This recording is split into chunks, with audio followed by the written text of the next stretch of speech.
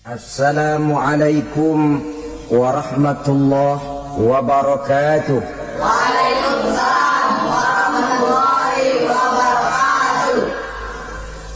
Alhamdulillah wassalatu wassalamu ala sayyidina Rasulillah sayyidina wa maulana Muhammad ibn Abdullah wa ala alihi wa sahbihi wa mawala. La hawla wa la quwwata illa billah, amma ba'du. Bapak-bapak, ibu-ibu, saudara-saudara kaum muslimin rahimakumullah. Rumah tangga bahagia menurut agama kita. Sebagaimana yang sama kita maklum bahwa manusia hidup memerlukan idola, memerlukan figur-figur yang akan dijadikan contoh di dalam kehidupannya. Sifat ini dinamakan hubbut taklid atau kecenderungan untuk meniru, dan nampak lebih menonjol pada kehidupan anak-anak remaja atau para pemuda. Siapa yang menjadi idolanya, siapa yang menjadi sentral figur dalam kehidupannya, itulah yang akan dijadikannya sebagai contoh. Kalau idolanya adalah Mick Jagger misalnya, maka tentu yang akan dicontohnya adalah Mick Jagger. Mulai gaya rambutnya, gaya pakaiannya, sampai kepada gaya jalan dan hidupnya. Soal pantas atau tidak pantas urusan nomor 16. Yang penting nyontoh dulu. Inilah kecenderungan daripada manusia. Bagi kita umat Islam, contoh ideal, figur sentral yang sepatutnya jadi idola tidak lain adalah junjungan kita Nabi besar Muhammad sallallahu alaihi wasallam. Beliau menjadi contoh dan panutan oleh karena kepribadiannya yang kompleks. Sejak dari seorang pemimpin negara yang adil, sampai kepada seorang jenderal yang gagah berani di medan perang, sampai kepada seorang diplomat yang ulung, pedagang yang jujur, suami yang bertanggung jawab, ayah yang penuh kasih sayang dengan anak-anaknya, dan di dalam keseluruhannya beliau merupakan uswatun hasanah. Termasuk dalam membina rumah tangga bahagia, contoh kita tidak lain adalah rumah tangga beliau. Bagaimana sih rumah tangga Nabi kita itu? Beliau berkata dalam dua kalimat yang singkat tapi punya pengertian yang sangat luas dan dalam tentang rumah tangganya. Beliau mengatakan, baiti jannati, rumah tanggaku adalah sorga bagiku. Satu cerminan yang merupakan refleksi dari keadaan yang membawa kebahagiaan. Padahal sepanjang sejarah yang kita baca, rumah beliau kecil saja. Sarapan pagi pun cuma seteguk air zam-zam, sepotong roti, kadang-kadang sebutir kurma. Tidurnya di atas kain kasar yang separuh jadi selimut, separuh jadi alas tidur. Tetapi di tengah kondisi yang semacam itu, beliau sanggup berkata, baiti jannati, rumah tanggaku adalah surga bagiku. Kenapa kita yang hidup di zaman sekarang, di mana fasilitas sesungguhnya serba lebih menunjang untuk berkata semacam itu, malah kita berkata sebaliknya, baiti nari, rumahku adalah laksana neraka bagiku.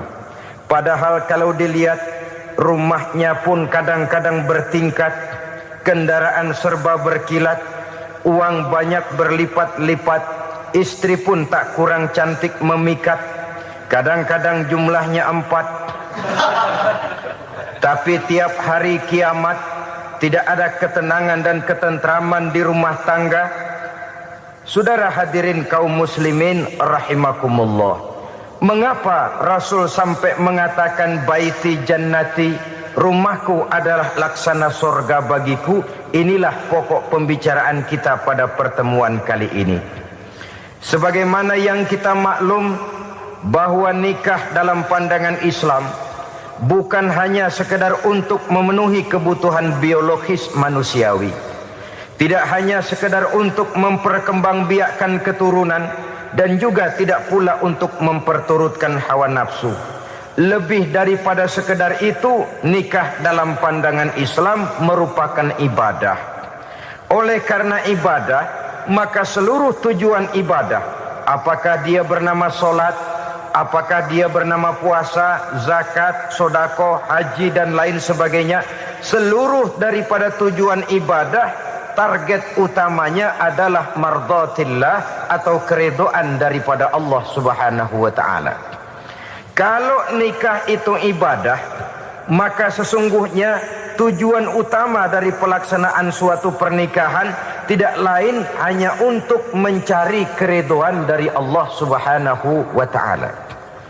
Bukankah kalau kita tanya tiap orang yang melakukan nikah, kenapa sih kamu nikah dengan dia? Jawabannya bisa macam-macam. Yang umum, karena saya cinta dia. Ada yang berkata, karena saya ingin mendapat ketenangan hidup. Ada yang bilang, karena saya ingin hidup teratur. Ada yang mengakui, karena saya ingin dapat keturunan dan lain sebagainya. Tetapi sesungguhnya menurut ajaran agama, kalau nikah merupakan ibadah, jawaban intinya ialah saya melakukan nikah untuk mencari keridhaan dari Allah Subhanahu wa taala. Ini konsekuensinya kalau nikah merupakan bagian daripada ibadah.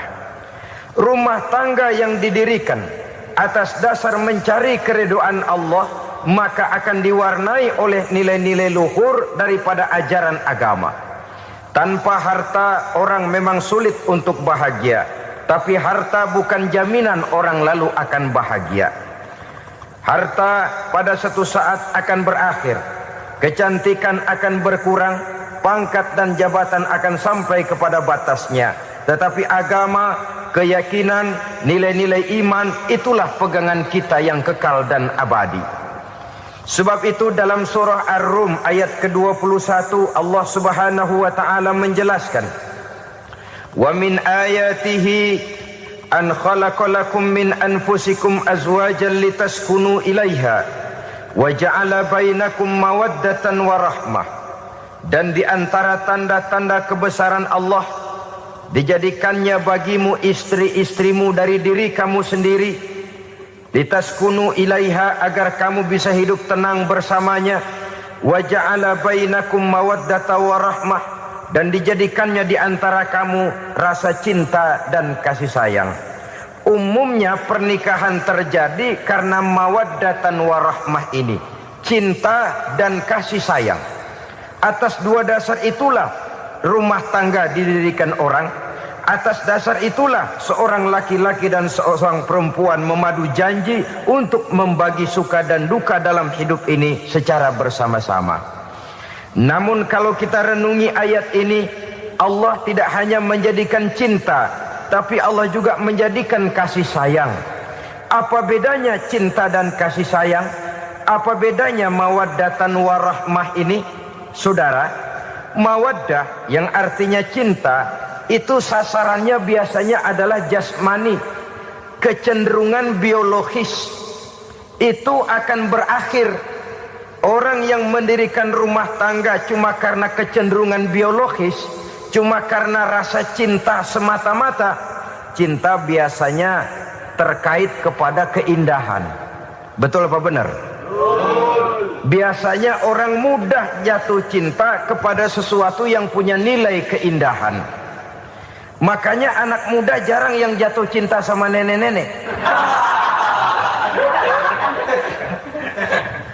Cinta selalu memandang segi keindahannya. Ini yang namanya mawaddah. Allah tidak mengingkari itu, silakan. Bahwa manusia secara naluri senang kepada serba keindahan, wajar-wajar saja. Tetapi tidak cuma mawaddah, Allah juga menciptakan rahmah, kasih sayang. Mawaddah mungkin ada akhirnya, tapi rahmah tidak akan pernah ada akhirnya. Kalau mawaddah adalah berkecenderungan kepada biologis, jasmaniah, maka rahmah kecenderungan kepada nilai-nilai rohani, kepribadian, kejiwaan, dan lain sebagainya. Dikala pernikahan di bawah umur 40 tahun, mungkin masih banyak mawaddahnya, rasa cintanya. Tapi 40 bahkan 50 tahun ke atas, rasanya orang berumah tangga kalau sudah 50 tahun ke atas itu lebih banyak kasih sayangnya ketimbang cinta-cintaannya. Kalau satu rumah tangga hanya didirikan atas dasar mawaddah saja, atas dasar cinta saja, padahal cinta itu terpaut kepada hal-hal keindahan, keindahan satu saat akan menurun. Ya, tentu sebagaimana yang kita maklum bersama-sama, belum punya anak memang cantik. Sudah punya anak, kecantikan mulai menurun. Punya anak 2, kulit mulai mengkerut. Punya anak 3, onderdil mulai dol. Punya anak 4, apalagi tidak pandai merawat diri, persis dompet tanggung bulan. Kalau rumah tangga didasarkan kepada rupa yang cantik saja, cinta akan bisa berpindah, paling tidak akan berkurang nilainya. Sebab itu Allah tidak hanya menyediakan mawaddah, warahmah, dijadikannya di hatimu itu tidak cuma sekedar cinta, tapi juga kasih sayang. Nah, kasih sayang inilah apabila berakar dan berurat dari nilai-nilai keagamaan yang akan menopang jalinan rumah tangga bahagia. Mengukuhkan usaha untuk mencapai mardhatillah atau keridhaan daripada Allah Subhanahu wa taala. Dengan demikian, berumah tangga bukan tujuan. Ini kalau kita lihat dari segi agama. Berumah tangga cuma alat untuk mencapai mardhatillah, keridhaan daripada Allah. Seorang suami yang pergi pagi pulang sore peras keringat banting tulang mencari nafkah untuk menghidupi keluarganya, kalau niatnya untuk mardhatillah maka pergi usahanya adalah ibadah. Sementara si suami pergi berusaha, istri di rumah mendoakan suaminya, itu juga merupakan bagian daripada ibadah. Marilah kita biasakan membina satu rumah tangga untuk mencapai keridhaan daripada Allah Subhanahu wa taala. Ini motif dasarnya. Karena itu Rasul Anas bin Malik pernah bercerita, bertahun-tahun saya membantu di rumah tangga Rasul. Selama tahun-tahun yang panjang saya membantu di rumah tangga beliau itu, kata Anas bin Malik, belum pernah kok saya mendengar kata-kata kasar, keras, membentak-bentak. Belum pernah saya melihat ada piring terbang, sandal melayang, ada penggorengan nitir di atas. Belum pernah, padahal tahun-tahun yang panjang sudah saya lalui. Itu rumah tangga Rasul. Istrinya lebih dari 1, tapi tenang, ayem, adem. Walaupun gosip selalu ada. Ini loh ya, namanya hidup berumah tangga. Jangankan rumah tangga kita manusia biasa, rumah tangga Rasul pun tidak luput dari gosip yang kita kenal dengan hadisul ifki itu. Itu sampai tercatat dalam sejarah. Tetapi yang jelas, dengan istri yang lebih dari 1, rumah tangganya tenang, tentram, adem. Kita di rumah tangga istri 1, seminggu 7 hari, berantemnya 6 hari. Cuma 1 hari gencatan senjata. Saudara hadirin yang saya muliakan, kalau tujuan rumah tangga adalah mardhatillah, apa ciri dari suami istri yang menegakkan rumah tangga untuk mencapai ridho Allah itu? Pertama, sepasang suami istri yang membina rumah tangga semata-mata untuk mencapai keridhaan Allah, cirinya yang pertama, bersyukur apabila beroleh nikmat. Ini ciri yang pertama. Bersyukur kepada Allah, kepada sesama berterima kasih. Suami berterima kasih kepada istri, bertahun-tahun didampingi hidupnya, dicucinya pakaiannya, dimasaknya makanannya. Tidak istri mengeluh walau hidup lebih banyak kurangnya daripada cukupnya. Suami pandai berterima kasih kepada istrinya. Sementara istri pun bisa berterima kasih kepada suaminya. Bertahun-tahun suami peras keringat, banting tulang mencari nafkah. menjadi palang dada terdepan apabila ada masalah-masalah yang besar. Kedua-duanya lalu punya timbangan. Nah inilah ya, saya pesan kepada suami, kepada para suami, kepada para istri, supaya di rumah ada timbangan. Perlunya apa? Kalau pada satu saat istri kita salah, suami cepat-cepat ambil timbangan, lalu ditimbang mana yang lebih berat, salahnya atau dosanya, benarnya atau kesalahannya. Ini istri saya jasanya begini, lalu jasanya begini, salahnya ini, mana yang lebih besar, jasanya atau salahnya? Dengan adanya timbangan, maka keputusan akan objektif. Tapi kalau timbangannya emosi, salah sedikit saja sudah main bentak, main usir, akhirnya keputusan akan mendatangkan kerugian. Sebaliknya, kalau suami yang salah, istri ambil timbangan, ditimbang mana lebih besar, jasanya atau salahnya. Jangan sampai nanti terjadi pepatah, panas setahun habis dihapus oleh hujan satu hari. Jasa istri yang puluhan tahun hapus oleh kesalahannya yang sedikit, atau jasa suami yang bertahun-tahun hapus oleh kesalahannya yang sebenarnya tidak seberapa. Akibat apa itu terjadi? Karena tidak adanya timbangan. Dari rasa bersyukur dan dari rasa berterima kasih ini, saudara-saudara, akan timbullah sifat saling menghargai. Suami menghargai istri, istri pun menghargai suami. Istiqomah, dikasih uang 5.000 senyum, dikasih uang 500 senyum. Itu namanya istri yang pandai bersyukur. Kalau tidak, 5.000 nyengir, 500 manyun. Tahu manyun? Kayak bemok nyari setoran, monyong saja. Ada sikap istiqomah di dalam membina kehidupan berumah tangga ini. Lalu mengerti posisi suami, ini termasuk tanda berterima kasih. Suami saya itu kerjanya apa, golongannya apa, gajinya sebulan berapa. Atas dasar itu, lalu istri menjadi istri yang tahu diri. Walaupun suami harus menyenangkan istri, istri pun hendaknya nimbang, tahu batas kemampuan suami. Kemauan mungkin tidak terbatas, tapi kemampuan sangat terbatas.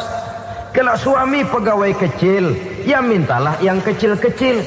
Kalau suami pegawai rendah, mintalah yang sesuai dengan kemampuannya. Jangan suami gajinya cuma 50.000 sebulan, istri menuntut minta dibeliin gelang yang kayak pelek becak. Tentu sudah overacting namanya. Saudara hadirin yang saya muliakan, kunci awalnya bersyukur kepada Allah. Kalau sudah bisa berterima kasih kepada manusia, hati ini akan mudah bersyukur kepada Allah. Rumah tangga yang pandai bersyukur, berapapun kecilnya nikmat, bukan kecilnya yang dia lihat, tapi karunia Allah yang dinilai. Sehingga dari rasa berterima kasih kepada manusia akan timbullah rasa syukur kehadirat Allah Subhanahu wa ta'ala. Itu yang sering diistilahkan orang, kalau dia punya mobil, dia berkata alhamdulillah kita punya mobil, tetangga kita cuman punya motor. Kalau dia punya motor, syukur kita punya motor, tetangga kita cuman punya sepeda, kemana-mana kekejek melulu. Kalau dia punya sepeda, alhamdulillah punya sepeda, tetangga kita sebelah nggak punya apa-apa, kemana jalan kaki saja. Kalau dia jalan kaki, alhamdulillah kita masih bisa jalan.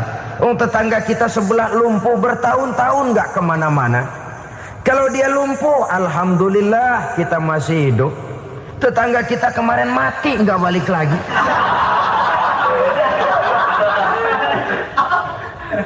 Lalu akan timbul rasa syukur. Tapi kalau sudah lumpuh ngelihat yang bisa jalan ngelihat yang menaik sepeda, yang punya sepeda lihat yang punya motor lihat yang punya mobil lihat yang punya pesawat. Kapanlah kita ini pandai bersyukur? Sebab kesenangan seperti pelangi, tidak pernah di atas kepala kita, selalu kelihatannya di atas kepala orang lain. Sehingga kalau ngobrol orang sering bilang, lu sih enak lo gue lihat, gue kebelangsak amat nih ya. Setiap orang ngomong kepada kita begitu nadanya. Kita yang dilihat enak, sementara kita melihat orang lain enak. Tukang tahu melihat tukang tempe enak, tukang tempe melihat tukang tuak enak, tukang tuak bilang tukang sirsak enak. Enak itu seperti pelangi. Namun kalau kita mau merenungi, tidak pernah Allah berhenti memberikan nikmat kepada kita. Sejak kita bangun tidur sampai kita tidur kembali, bahkan tidur itu sendiri, seluruhnya tidak pernah putus dari nikmat Allah. Bahagia ada di gubuk reot, bahagia ada di rumah mewah, bahagia ada di hati kopral, bahagia ada di hati jenderal, di gunung dan di kota, di hutan belantara dan di desa, di keheningan malam atau di keramaian siang. Kalau kita mau mencari, bahagia selalu ada. Tapi hati yang tidak pandai bersyukur, bagaimanapun banyak kebahagiaan yang meliputi hidupnya, dia tidak akan pernah pandai mensyukurinya. Maka berterima kasihlah kepada istri, berterima kasihlah kepada suami, bersyukurlah kehadirat Allah Subhanahu wa ta'ala. Saya sering mengatakan, sebaliknya seorang suami bagaimanapun kondisi istrinya, kalau itu memang jodohnya, beranilah berkata, istriku adalah Romeoku, istriku adalah Julietku, atau istriku adalah Srikandiku. Biarin pengkor ya pengkor, gak ada urusan. Mensyukuri. Kalau tidak mensyukuri, yang timbul lalu sesalan. Kalau sudah sesalan, mudah umpat mengumpat, caci mencaci dalam rumah tangga, lalu terjadilah kegaduhan. Ketenangan sulit kalau sudah tidak ada unsur saling menghargai itu. Lebih celaka lagi kalau sudah mengarah kepada penyesalan. Kata istrinya, bang gue nyesel kawin sama lu. Suami digituin mungkin gede kepalanya. Kalau lu nyesel apalagi gua, makin nyesel. Iya, coba pikir bertahun-tahun kita berumah tangga, memangnya abang bisa beliin apa sama saya? Itu juga gerobok kalau nggak ngeredit bang. Kalau nggak ngeredit, memangnya kamu bayar kreditan pakai daun pisang? Saudara hadirin yang saya hormati, ini saya tekankan kepada ibu-ibu karena penyakit perempuan umumnya. Pernah Rasul itu pulang Isra Mi'raj cerita, saya pulang Isra Mi'raj diperlihatkan neraka. Neraka ya Rasul? Lalu bagaimana? Saya lihat kok isinya kebanyakan perempuan. Perempuan. Laki juga tidak sedikit. Cuma kebanyakan kok perempuan. Apa perempuan tidak sholat ya Rasul? Sholat. Tidak puasa? Puasa. Tidak ngaji? Rajinan dia sama suaminya. Tapi kenapa lebih banyak di sana? Rasul berkata, hunna yakfurnal ashir. Penyakit umum dari perempuan tidak pandai berterima kasih kepada suaminya. Ini rupanya penyakit umum dari tahun atu.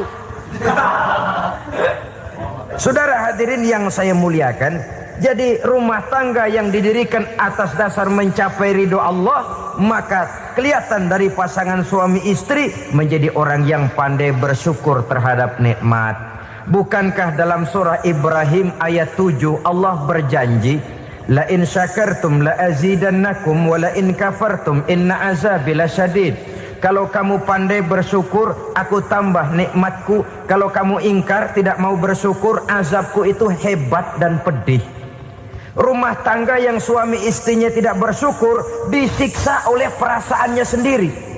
Tetangganya dapat nikmat, dia yang meriang. Tetangganya dapat kesenangan, dia yang sakit hati. Dia tidak melihat nikmat yang diberikan kepadanya. Nikmat yang orang lain punya aja yang diincar. Nikmat orang lain aja dihitung-hitung. Tangga kita, saya baru habis beli yang sebelah belilir habis beli kukusan.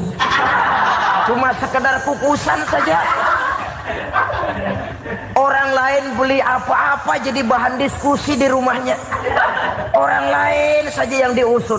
Timbul dendam kesumatnya, timbul hasutnya. Dia tidak bersyukur dengan nikmat yang ada dalam rumah tangganya.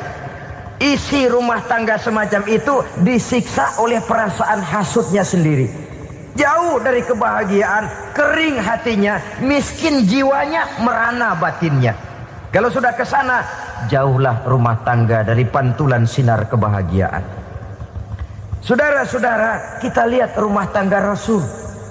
Dari rumah yang kecil, dari tempat tidur yang sarapnya kain kasar, separuh jadi selimut lagi, keluar ucapan baiti jannati. Kenapa? Beliau orang yang pandai bersyukur kepada Allah, bisa berterima kasih kepada istri-istrinya, dan istrinya pun pandai berterima kasih kepada Rasul dan bersyukur kehadirat Allah Subhanahu wa taala. Maka nikmat lalu bertambah. Makin kita syukuri nikmat, makin tambah itu.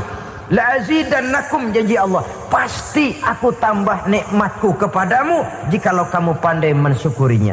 Tapi kalau kamu ingkar, tidak pandai bersyukur, awas, nikmat bisa berubah menjadi azab kalau kita tidak pandai-pandai mensyukurinya. Jadi cirinya yang pertama, rumah tangga bahagia itu apabila suami istri pandai bersyukur terhadap nikmat yang diberikan oleh Allah Subhanahu wa taala. Satu. Cirinya yang kedua, rumah tangga yang berdasarkan untuk mardhatillah, mencapai keridhaan Allah, sabar apabila mendapat cobaan. Namanya orang berumah tangga itu persis berlayar di lautan. Suami istri adalah dua orang yang memegang kemudi. Kalau berlayar ombak tenang, angin bertiup sepoi-sepoi basah, lalu bila malam datang bulan bersinar, bintang gemintang gemerlapan, berlayar memang nikmat. Tapi satu saat angin puting beliung bertiup, gelombang menggunung, halilintar menyambar, kemudian petir berkilat.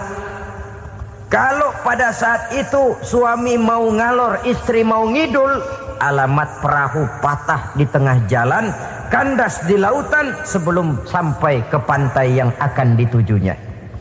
Oleh karenanya perlu kekompakan. Maka sejak awal seharusnya dalam akan membina rumah tangga yang bahagia, itu lebih baik bicara yang pahit-pahit saja, supaya terjadi kesamaan langkah apabila menghadapi kesulitan dan cobaan. Sabar apabila mendapat cobaan. Rumah tangga seperti kapal di lautan tadi tidak akan sunyi dari hantaman gelombang, tidak akan sepi dari tiupan angin topan, dari kilatan petir, dari sambaran halilintar. Baik suami, baik istri harus sabar menghadapi kesulitan. Kadang kesulitan dari segi ekonomi, kadang kesulitan dari segi mengarahkan dan mendidik anak-anak, kadang kesulitan karena banyak orang yang hasud dengan kita, kadang kesulitan berbagai macam lah yang menyebabkan kesulitan. Rumah tangga yang bertujuan mencapai ridho Allah, sabar menghadapi segala macam kesulitan. Saudara-saudara kaum muslimin rahimakumullah, kesulitan adalah bagian daripada perjalanan hidup. Siapa orangnya yang tidak pernah menemukan kesulitan dalam kehidupan? Rasanya hampir tidak ada. Dan memang kesulitan bukan untuk ditakuti. Kesulitan justru untuk diatasi, dicarikan jalan keluarnya. Begitulah suami istri yang bertujuan mencari ridho Allah. Manakala suami berada dalam kesulitan, istri mencarikan jalan keluar atau berusaha memberikan jalan keluar. Sebaliknya, manakala istri dalam kesulitan, suami bisa mencarikan jalan keluarnya. Sabar dalam menghadapi segala macam kesulitan. Dalam surah Luqman ayat 17, Allah Subhanahu wa taala berfirman, "Wasbir 'ala ma asabak, inna dzalika min azmil umur." Dan bersabarlah terhadap apapun yang menimpa kamu. Bersabarlah terhadap segala kesulitan yang kamu hadapi, karena sesungguhnya yang demikian itu merupakan sebagian dari perkara-perkara yang telah ditetapkan oleh Allah Subhanahu wa taala. Saudara-saudara kaum muslimin yang berbahagia, kunci sabar sesungguhnya terletak pada keyakinan bahwa segala sesuatu berasal dari Allah dan segalanya akan kembali kepada Allah Subhanahu wa taala. Rumah tangga yang sabar di dalam menghadapi kesulitan-kesulitan biasanya akan lebih mudah mencari jalan keluar. Tapi kalau sedikit kesulitan datang, kita tertimpa oleh kepanikan, oleh kegelisahan, dan oleh ketakutan yang tidak beralasan, maka kesulitan itu bukan saja tidak dapat diatasi, malah rasanya akan menjadi semakin besar di dalam kehidupan kita. Tidak ada rumah tangga yang tidak pernah berhadapan dengan kesulitan, bagaimanapun besarnya rumah tangga itu. Itulah sebabnya kita memerlukan orang lain. Hidup berumah tangga itu seperti orang punya mata. Kalau mata kita kelilipan, kalau mata orang lain kelilipan, gampang kita tiup. Tapi kalau mata kita sendiri yang kena kelilipan, tentu kita memerlukan orang lain untuk meniupnya. Oleh karenanya, suami istri harus saling mencarikan jalan keluarnya.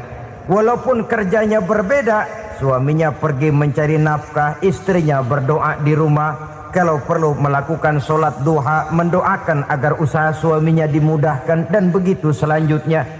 Sehingga dengan adanya kebersamaan, walaupun tidak selalu bersama-sama, maka masing-masing melaksanakan tugas dengan tenang dan merasa yang satu berbuat untuk kepentingan yang lain. Inilah cirinya yang kedua, sabar bila mendapat dan berhadapan dengan segala macam kesulitan. Kadang orang mendapat kesulitan itu berkeluh kesah. Bukan berkeluh kesah, tapi mencari jalan keluar dan mengambil hikmah yang ada di dalamnya apa. Karena bukan kemudahan, kesulitan yang membuat orang dewasa. Bukan kemudahan, tapi kesulitan yang membuat orang berpikir, dinamis, kreatif. Kalau seluruh jalan yang kita tempuh mudah saja, gampang saja, rasanya monoton kita ini. Kehilangan dinamika dalam perjuangan. Kesulitan yang membuat orang matang, kesulitan yang menempa kepribadian untuk lebih dewasa menghadapi bahtera kehidupan, membuat pandangan makin arif, wawasan makin luas, dan analisa semakin tajam. Sama saja dalam hidup. Sesungguhnya pujian sering menjadi racun, dan caci maki kalau kita tanggapi secara positif sering membuat kita makin dewasa. Jarang orang berpikir kalau dipuji, tapi baru dia merenung dan mencari diri setelah dicaci maki dan dikritik habis-habisan. Walaupun watak umum manusia senang dipuji, marah kalau dicaci maki. Biasanya kalau ketemu cewek cakep kita bilang, "Kamu cakep deh." Dia paling bilang, "Ah, abang bisa aja." Walaupun dia bilang, "Ah, abang bisa aja," hidungnya mah tetap mekar. Senang kalau dipuji, itu kecenderungan manusia. Marah kalau dicaci maki, marah kalau dikritik. Tapi sesungguhnya pujian sering jadi racun, caci maki sering jadi obat. Orang takut minum obat karena pahitnya, padahal efeknya itu akan lebih memberikan kesehatan kepadanya. Orang takut menghadapi kritik, orang takut dan tidak ingin dicaci maki, padahal itulah yang sesungguhnya menjadi cambuk kalau tidak dia salah tanggap, menjadi sugesti yang mendorong dia lebih maju lagi. Karena memang bukan pujian, tapi caci maki dan kritik yang membuat kita makin berpikir tajam. Jadi rumah tangga yang berhadapan dengan kesulitan demi kesulitan, biasanya kalau ditanggapi dengan sabar akan makin mengokohkan fondasi rumah tangga itu sendiri. Tapi kalau kesulitan dihadapi dengan tidak sabar, lalu mencari jalan pintas, kesulitan ekonomi, kebetulan istrinya cakep, istrinya disuruh ngojek. Dah lu ngojek aja deh, gua nungguin setoran dah. Suami tapak di rumah. Saudara hadirin yang saya muliakan, buat sepintas memang mendatangkan materi itu, mengatasi kesulitan ekonomi. Tapi apakah bahagia? Walaupun rumah bisa jadi besar, perabotan bisa serba lebih lengkap dan ada, tapi apakah semuanya mendatangkan bahagia? Sementara suami kehilangan rasa cemburunya, dan dalam agama itu disebut dayus. Dayus, suami yang tidak punya rasa cemburu kepada istrinya. Dan orang dayus kayak begitu, haram mendapat bau sorga. Bau sorga saja tidak dapat, apalagi masuk ke dalamnya. Ya tapi juga jangan lantas mentang-mentang harus cemburu sama istri, overacting. Suaminya nawar sayuran, laki pulang ngomel, lu pacaran ya sama tukang sayur. Itu juga over, saudara-saudara.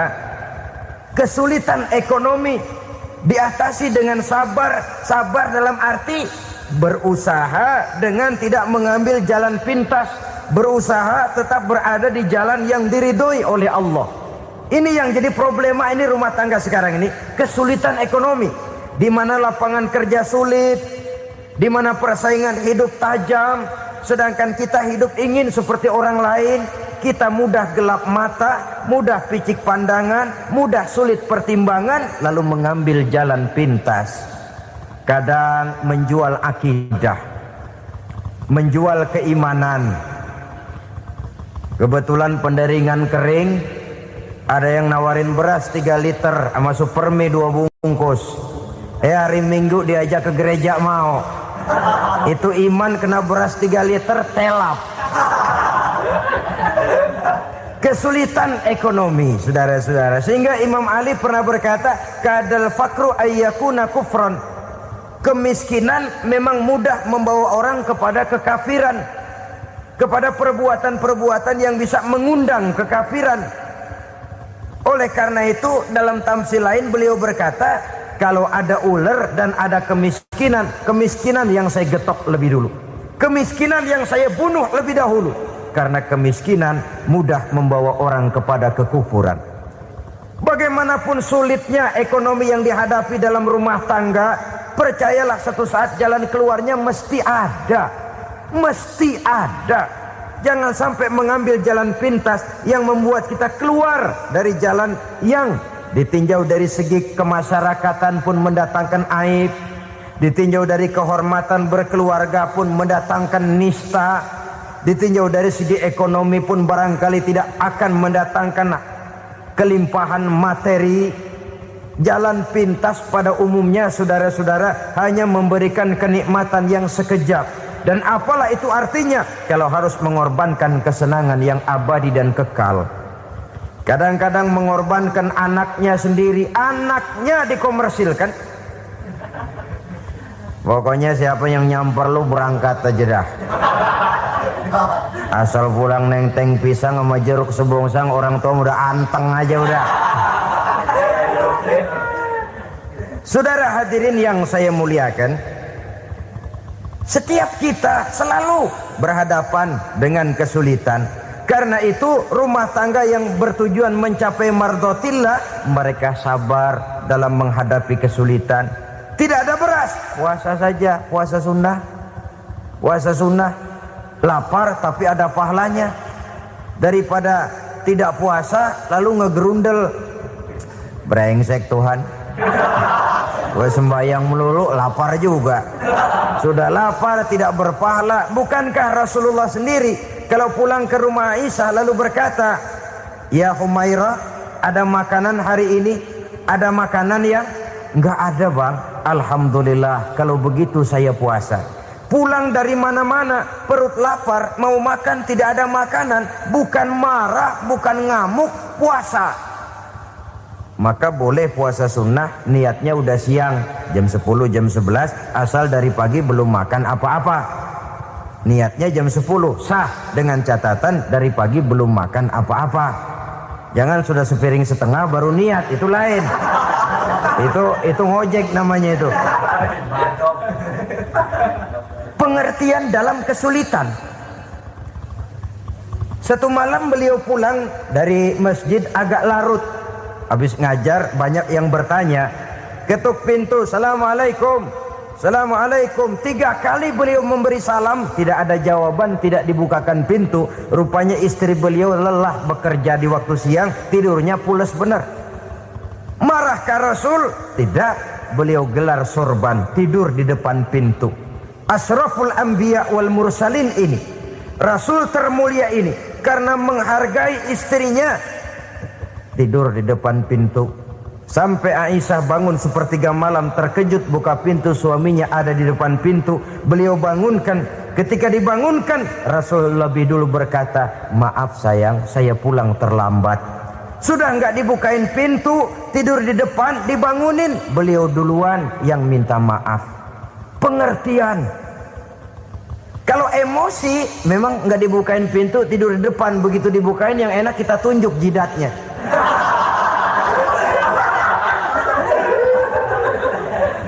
Saudara hadirin yang saya muliakan, kesulitan di dalam kehidupan merupakan bagian daripada kehidupan. Bukan untuk ditakuti, tapi untuk diatasi.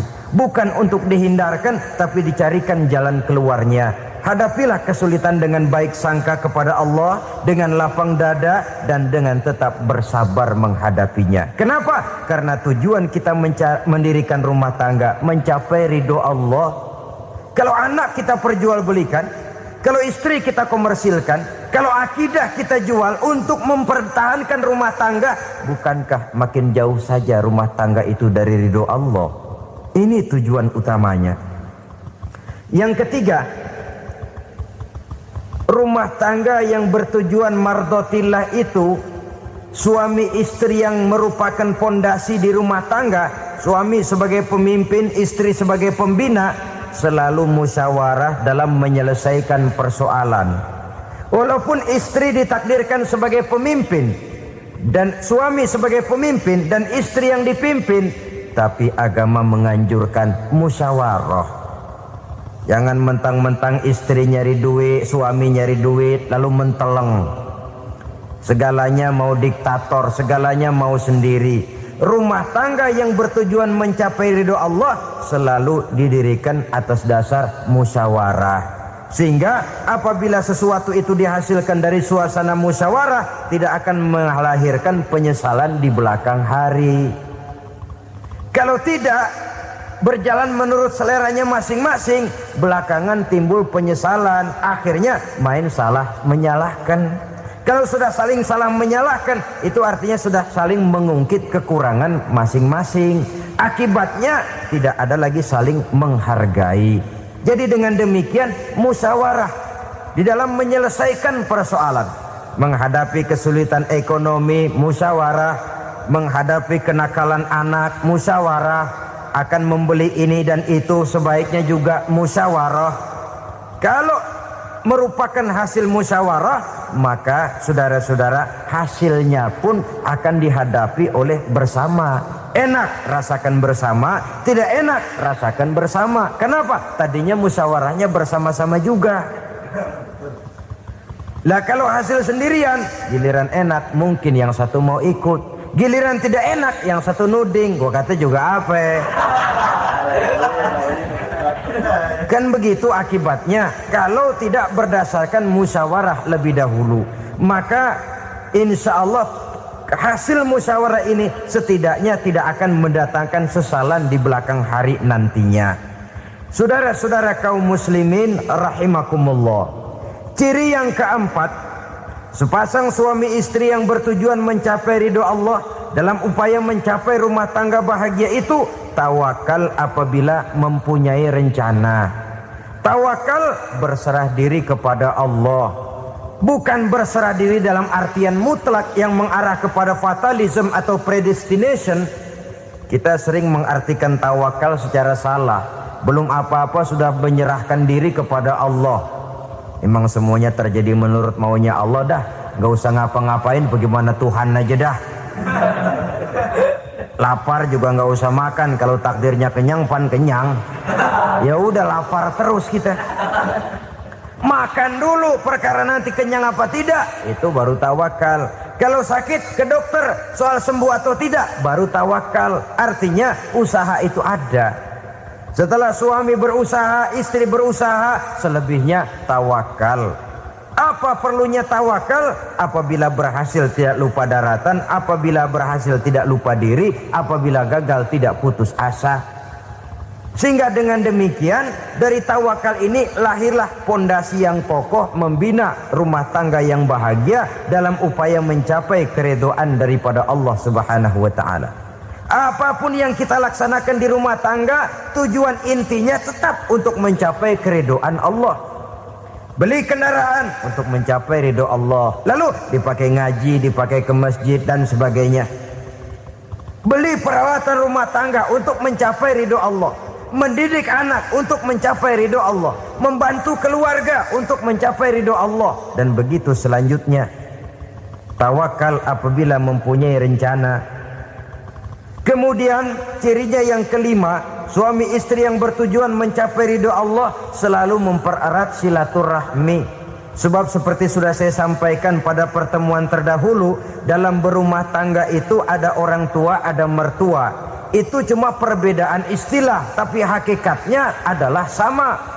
Jangan karena perbedaan istilah lalu menyebabkan kita berbeda sikap. Kalau sudah berbeda sikap, tentu akan melahirkan perasaan yang tidak simpatik. Sebaiknya suami istri kalau sudah berumah tangga, jadikanlah orang tua tempat cerita yang enak saja. Yang tidak enak telan berdua, yang pahit rasakan berdua. Kesusahan dan kesulitan atasi berdua. Giliran enak ngomong sama orang tua, giliran senang cerita sama mertua. Sekarang kan kita balik, kalau lagi senang duitnya banyak, anteng di rumah, kalem aja. Tapi lalu waktu susah, waktu susah, cerita kepada orang tuanya, cerita kepada mertuanya. Lalu kapan kita mau menyenangkan orang tua? Sudahlah mereka susah mendidik kita di waktu kecil, membesarkan kita, melakukan segala macam pengorbanan. Demi setelah kita berumah tangga, kesulitan rumah tangga kita tumpahkan juga kepada mereka. Pererat silaturahmi dan usahakan agar seluruh keluarga hanya menjadi tempat kita cerita yang enak-enak saja. Istilah sehari-harinya, kalau di rumah kita makan sama sayur bayam, keluar rumah diem, malah seluitan. Tetangga tanya, lu makan kayaknya enak banget apa sih? Daging ayam.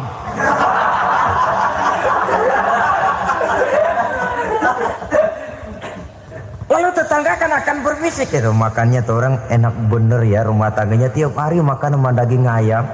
Biarlah paling kurang itu jadi doa, daripada kita makan sama kangkung lalu ribut ngomel di mana-mana. Gua kesel banget sama bini gua, di warung ceritanya lagi. Kenapa? Saban sari gua direbusin kangkung mulu, brengsek. Di warung cerita ada RT, ada RW. Gara-gara makan sama kangkung se-RT tahu. Akhirnya mungkin kalau kita berangkat orang hitung dari jauhan, lihat kangkung liwat gitu.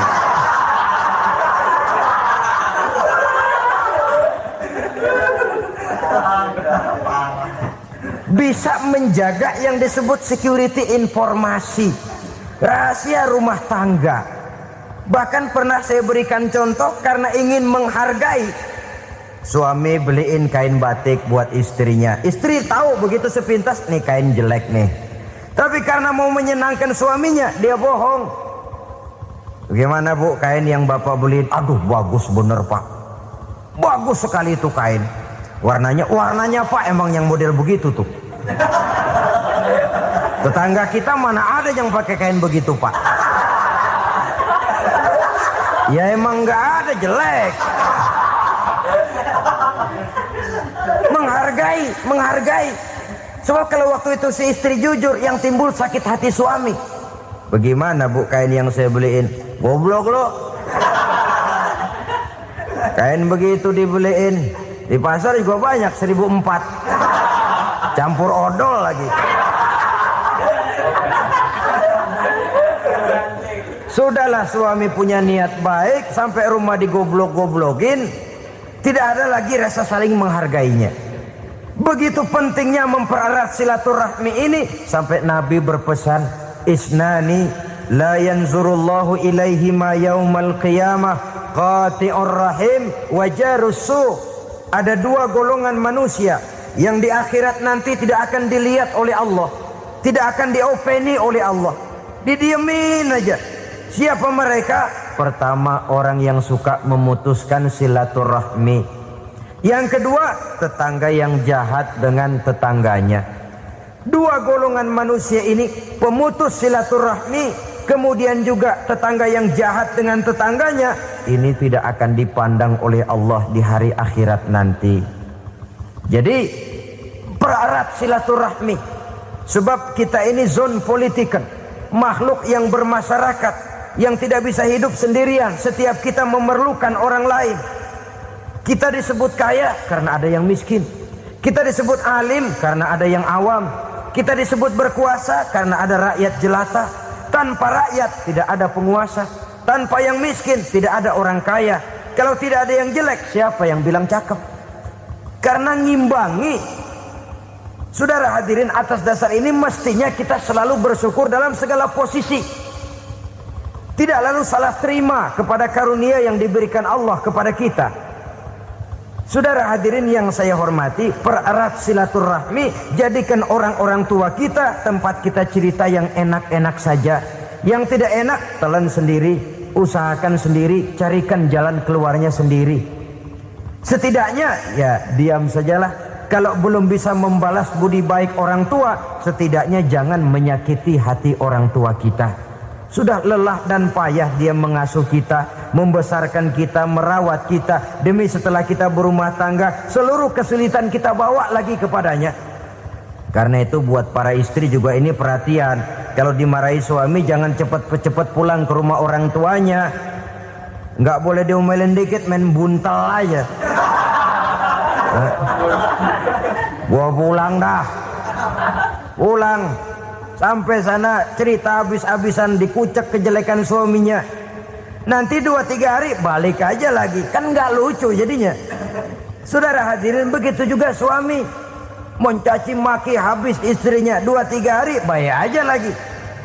Konyol, istrinya sudah dicaci maki habis-habisan, dijeleki leluhur-leluhurnya, 2-3 hari baik lagi.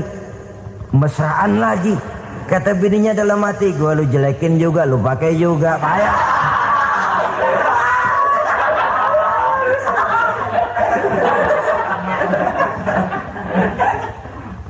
Saudara hadirin yang saya muliakan, itulah sebabnya pada awal tadi saya katakan perlunya kita mempunyai timbangan baik sebagai suami maupun sebagai istri. Nah, dari mempererat silaturahmi ini akan terjalin rasa kekeluargaan. Maka tradisi arisan keluarga itu bagus sesungguhnya untuk mempererat silaturahmi. Cuma celakanya bukan silaturahmi yang jadi tujuan, arisannya itu yang jadi tujuan. Akibatnya apa? Kalau belum narik mah semangat banget datang dah. Begitu udah narik aja udahan. Itu celakanya. Akhirnya silaturahminya jadi nomor 2, arisan semata-mata yang menjadi tujuan. Sesungguhnya itu bagus untuk mempererat silaturahmi. Karena kalau kita dengan kita sesama saudara sudah tidak saling mau mengenal, bagaimana dengan anak-anak kita? Bagaimana dengan cucu-cucu kita? 2-3 generasi yang akan datang tentu akan lebih saling tidak mengenal lagi. Baiklah ya, yang keenam, suami istri yang bertujuan untuk mencapai keridhaan Allah itu selalu berusaha tolong menolong di dalam kebajikan. Sebab Allah pesankan itu di dalam Al-Maidah ayat 6, wa ta'awanu 'alal birri wat taqwa wa la ta'awanu 'alal itsmi wal 'udwan. Bertolong-tolonganlah kamu di dalam kebaikan, di dalam bertakwa kepada Allah. Jangan bertolong-tolongan di dalam maksiat, di dalam dosa, dan di dalam usaha yang menimbulkan permusuhan. Kalau suami marah kepada seseorang, istri jangan ngipasin. Oh bang, yang begitu mah dibayain tuman. Udah habisin aja dah. Anak-anaknya marahin sekalian. Ngipasin. Istri kesel sama tetangganya, suami ngipasin. Emang tuh tetangga kita, hahu. Habis orang dikipasin. Ta'awanu 'alal birri wat taqwa, bertolong-tolonganlah di dalam kebaikan. Istri malas ngaji, suami mendorong, memberikan sugesti. Suami malas berusaha, istri memberikan sugesti. Saling tolong menolong di dalam kebaikan dan takwa, dan jangan tolong menolong dalam dosa dan permusuhan. Kata suami, Bu, daripada kita melarat terus hidup, kita piara tuyul yuk. Kata istrinya, nah ini sudah menyimpang bang. Bersabarlah, bagaimanapun insya Allah kita tidak akan mati kelaparan. Piara tuyul itu nanti jadi pindah akidah, merusak iman, berteman dengan setan. Apalah artinya kekayaan dan kesenangan sebentar kalau harus mengorbankan kekayaan dan kesenangan yang abadi. Ini sudah alal ismi wal udwan, sesuatu yang mengandung dosa. Saudara hadirin yang saya hormati, kemudian yang keenam, berbaik sangka. Baik suami maupun istri sama-sama saling berbaik sangka. Suami melepas istri, istri melepas suami dengan hati yang ikhlas. Suami meninggalkan istri di rumah dengan jiwa yang bersih dan rasa yang aman. Ada rasa baik sangka, dan ini modal dasar. Kalau sudah dilandasi oleh buruk sangka, tentu yang lahir nanti adalah perasaan-perasaan yang tidak baik. Akibatnya sangat tidak menguntungkan. Inilah beberapa ciri dari rumah tangga yang didirikan atas dasar mardhatillah, mencapai keridhaan dari Allah. Nanti akan menyusul tujuan berikutnya, diantaranya mendapat keturunan, diantaranya lagi mendatangkan gairah untuk lebih berusaha mencari rezeki karena sudah merasa punya tanggung jawab berupa anak dan istri. Mempererat silaturahmi. Itu cuma tujuan-tujuan sekundernya saja. Tujuan primernya kita melakukan suatu nikah untuk mencapai keridhaan dari Allah Subhanahu wa ta'ala. Silakan punya istri cantik, kaya, tapi tujuan utamanya kita membina rumah tangga untuk mencapai ridho dari Allah. Karena itu dasarnya mawaddatan warahmah. Jangan cuma cinta, tapi juga kasih sayang. Cinta, kecenderungan kepada jasmani akan berakhir, tapi kasih sayang, kecenderungan kepada rohani, makin tua malah makin erat, makin tua malah makin mesra. Sehingga kadang kita menampak kakek-kakek dan nenek-nenek lagunya kayak pengantin baru. Apa cinta-cintaan? Tidak. Bagaimana kakek-kakek sama nenek-nenek harus bilang I love you? Yang masih ada itu waktu itu mawaddah, kasih dan sayang. Itu yang akan kekal, itu yang akan abadi. Tanpa materi orang sulit untuk bahagia, tapi materi semata bukan jaminan orang untuk bahagia. Nah, ciri yang terakhir dari rumah tangga yang bertujuan mencapai ridho Allah, sinar agama kelihatan di dalamnya. Baik suami maupun istri sama-sama orang yang taat melaksanakan ajaran agama. Saudara, mudah-mudahan walaupun singkat dapat menjadi sumbangan moral dalam kita mewujudkan rumah tangga yang bahagia menurut contoh yang diberikan oleh Rasulullah sallallahu alaihi wasallam. Terima kasih atas perhatian saudara. Mohon maaf atas segala kekurangan. Usikum wa nafsi bitaqwallah. Wassalamualaikum warahmatullahi wabarakatuh.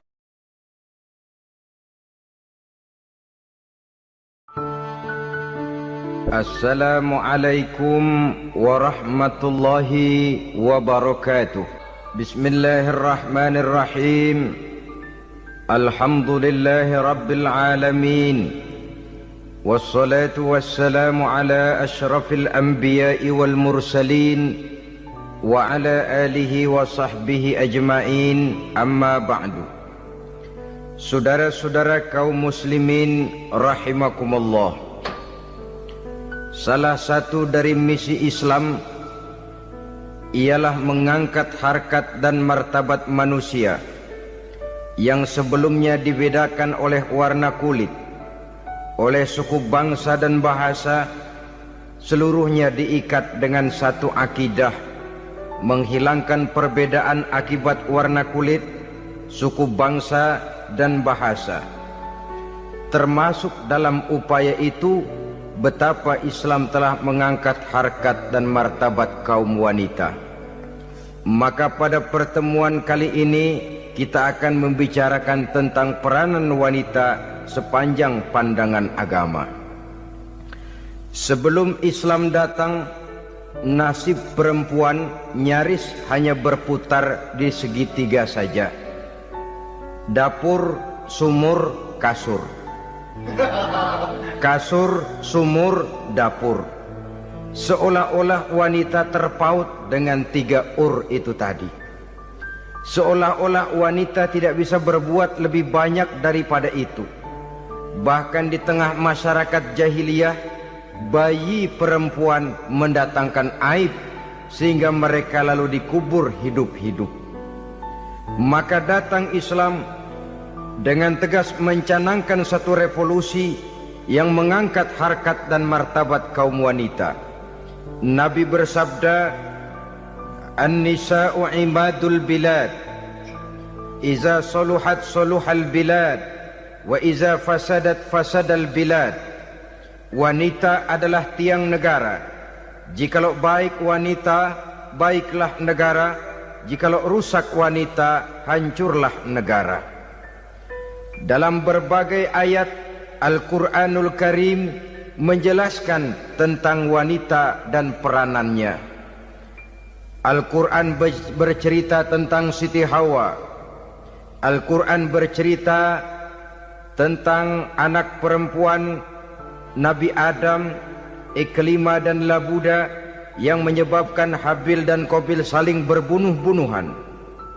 Al-Quran menceritakan bagaimana ibunya Nabi Musa mendapat wahyu untuk menghanyutkan anaknya di hilir sungai Nil.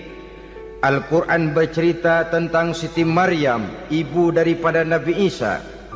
Al-Quran bercerita tentang 2 putri Nabi Yusuf yang akhirnya salah satunya menjadi istri daripada Nabi Musa. Pun Al-Quran bercerita tentang Ratu Balkis, seorang wanita yang menjadi penguasa di negeri Sabah, yang demikian besar pengaruhnya dan wawasannya. Dan banyak lagi Al-Quran menceritakan keadaan kaum wanita, sampai-sampai dalam Al-Quran ada satu surah yang dinamakan surah An-Nisa. Ini seluruhnya berarti bahwa Al-Quran telah menempatkan kaum wanita dalam satu posisi yang mulia dan terpuji. Al-Quran memberikan emansipasi, bahwa wanita berhak mengejar kemajuan sebagaimana halnya kaum laki-laki. Tetapi sungguh pun demikian, Al-Quran tetap memberikan batasan-batasan sepanjang emansipasi itu tidak bertentangan dengan kodrat kewanitaan itu sendiri. Kalau persamaan dan kemajuan, kalau emansipasi dan hak asasi sudah tidak sesuai lagi dengan kodrat kewanitaan, pada akhirnya bukan mengangkat harkat dan martabat kaum wanita, justru malah merendahkan derajat dan martabat kaum wanita itu sendiri. Seperti sebagian besar wanita ini, mereka berteriak menuntut tentang persamaan hak, tapi mereka melupa apa batasan daripada persamaan hak itu sendiri. Sesungguhnya Islam dengan segala konsepsinya yang mengangkat martabat kaum wanita itu memberikan keleluasaan kepada kaum wanita untuk maju bersama laki-laki sepanjang tidak menginjak-injak kodrat kewanitaan itu sendiri. Kalau sudah sampai kepada menginjak kodrat kewanitaan, maka akan merendahkan martabat kaum wanita. Sebab apa? Secara fisik dan psikis, agaknya memang laki-laki sudah ditakdirkan oleh Allah untuk menjadi pembimbing bagi kaum wanita. Walaupun tidak tertutup kemungkinan wanita tampil sebagai pemimpin, tetapi dari segi fisik biologis misalnya, laki-laki itu diciptakan kekar, kuat untuk memikul dan melaksanakan tugas-tugas yang berat. Sedangkan perempuan pada umumnya adalah lembut, ayu, lemot, denok, geboy, dan lain sebagainya.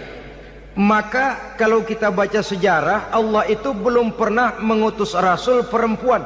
Semua rasul laki-laki. Sebab apa? Secara fisik biologis tugas kerasulan lebih dimungkinkan oleh seorang laki-laki. Tugas rasul itu berat. Kadang-kadang perang, dicaci maki, berhadapan dengan ujung tombak, ujung pedang dan lain sebagainya. Makanya seluruh rasul laki-laki, dan Allah belum pernah mengutus rasul perempuan. Dari segi lain, perempuan itu banyak terhalang untuk melaksanakan ajaran agama.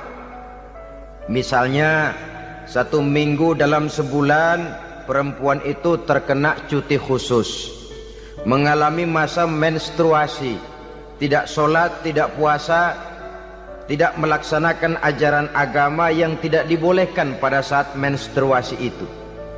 Kalau ada rasul perempuan, lalu saat malaikat akan menyampaikan wahyu, kebetulan rasulnya sedang wah, itu bisa balik lagi malaikat Jibril ke langit itu. Mau turun nyampein wahyu, balik lagi ke atas, ditegur, kenapa balik lagi Jibril? Rasulnya lagi head.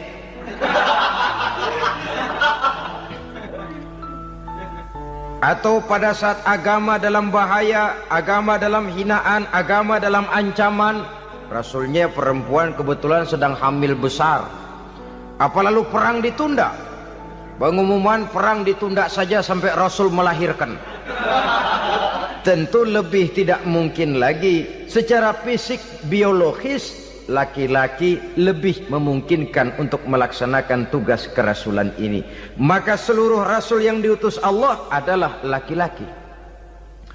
Saudara hadirin yang saya muliakan, sungguh pun demikian, Islam itu mengangkat martabat wanita sedemikian tinggi sebagai tiang negara yang menentukan jatuh dan bangunnya negara, yang ikut mewarnai bahkan menjadi warnanya suatu negara. Walaupun peranannya memang tidak begitu kelihatan, tapi sesungguhnya amat sangat menentukan. Oleh karenanya, secara umum, emansipasi yang digariskan oleh Islam, emansipasi yang tidak bertentangan dengan kodrat kewanitaan di berbagai aspek kehidupan. Kalau sekarang emansipasi ini kelihatannya sudah salah pasang, salah kaprah. Bahkan belum lama kita menyaksikan bagaimana ada binaragawati. Di zaman sekarang perempuan sudah mulai angkat besi. Saya mulai mikir kalau perempuan sudah pada angkat besi, ini sudah tanda suaminya udah dekat dibanting-bantingin ini. Tahun-tahun mendatang mungkin akan menyusul perempuan mulai narik becak.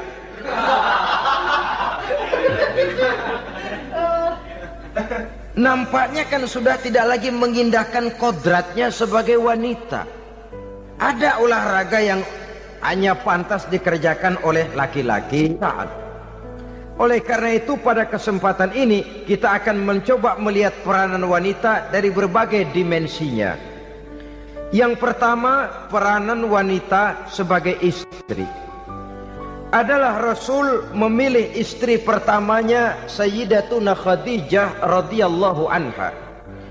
Kalau pilihan utama beliau pertama kali nikah dengan Siti Khadijah, jelas itu pilihannya bukan karena kecantikan. Kenapa? Beliau nikahi Siti Khadijah dalam usia 40 tahun Khadijah dan 25 tahun Rasul. Statusnya janda pula. Kalau beliau seorang pemburu kembang, pemburu bunga, kenapa mesti nikah dengan janda berumur 40 tahun? Sedangkan beliau waktu itu masih berumur 25 tahun. Apa sasaran utamanya? Bisa kita lihat nanti. Setelah beliau diangkat menjadi Rasul, ternyata Khadijah lebih daripada seorang istri, beliau masuk ke dalam staf Nabi.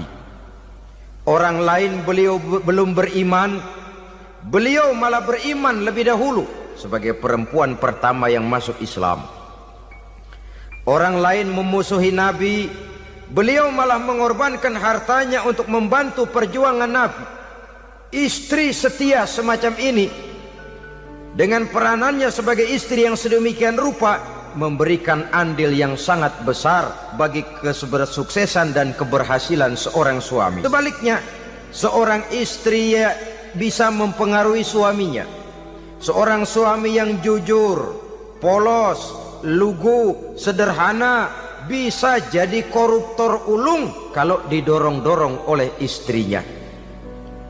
Seorang istri Pak Lurah memang tidak ikut mengatur kelurahan, tapi dia bisa mewarnai suaminya. Seorang istri gubernur memang tidak ikut mengatur provinsi, tapi dia bisa mewarnai suaminya. Sepanjang warnanya positif, tentu sangat baik dan sangat diharapkan. Tetapi kalau warnanya negatif, kiamatlah akibatnya umat ini. Oleh sebab itu, peran pertama dari kaum wanita sesungguhnya adalah sebagai istri yang mendampingi suami untuk mengolah dan melaksanakan tugas-tugas besar. Dari seorang yang paling kecil sampai kepada seorang yang punya jabatan paling tinggi sekalipun, pengaruh dan peranan istri memang sangat menentukan. Saudara hadirin kaum muslimin rahimakumullah, itulah sebabnya Nabi menikah dengan Siti Khadijah. Dan lebih dari itu, sebelum menikah dengan Nabi, Siti Khadijah itu sudah terkenal sebagai pengusaha wanita, business girl kalau bahasa sekarang ini. Bahkan jaringan bisnisnya tidak hanya Mekah saja, tidak hanya antar kota, bahkan sudah antar negara, dari Mekah ke Syam, dari Mekah ke Madinah dan lain sebagainya, yang bahkan kita tahu Rasul pada mulanya pun ikut membantu perdagangannya Siti Khadijah radhiyallahu anha ini. Jadi kalau bercermin dari karier Siti Khadijah, boleh saja wanita bergerak di bidang bisnis, asal memang profesi, bukan karena dengan senjata dan modal kecantikan lalu membujuk dan merayu orang sampai telap sehingga bisnisnya berjalan lancar dengan jalan menjual kecantikannya. Tidak, bergerak di bidang bisnis yang memang profesinya di situ.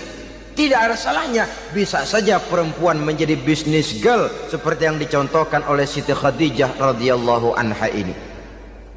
Sebab itu, kontes-kontesan yang hanya bertitik kepada rupa yang ayu saja, rupa yang cantik saja, sesungguhnya bukan hanya tidak bermanfaat, tapi saya pikir juga sangat tidak mendidik.